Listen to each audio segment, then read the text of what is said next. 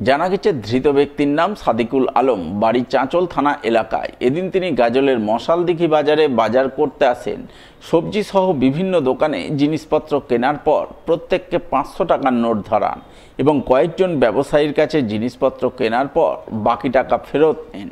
কিন্তু শেষ রক্ষা হয়নি। এক ব্যক্তি তার দেওয়া 500 টাকার নোট জাল হিসাবে চিহ্নিত করে তাকে ধরে ফেলেন। এরপর বাকি ব্যবসায়ীরা মিলে তাকে ধরে অল্প বিস্তর মারধর দেন। পরে খবর পেয়ে গাজল থানার পুলিশ গিয়ে ওই ব্যক্তিকে আটক করে থানায় নিয়ে যায়।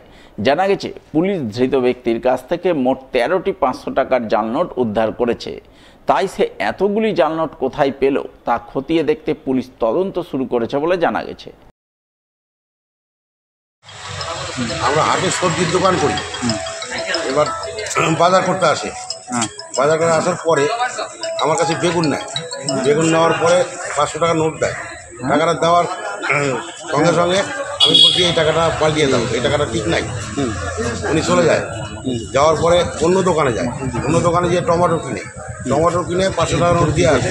দিয়ে আসার পরে ওখান থেকে আরও কারোর কাছে নিয়েছে বাজার, নিয়ে সোজা একবার চলে যায় স্ট্যান্ডের দিকে। স্ট্যান্ড দিয়ে গেলে লোকজনে ওখানে হয়তো বাজার করেছে, করার সঙ্গে সঙ্গে এই লোকজনে ধরে আটকিয়েছে।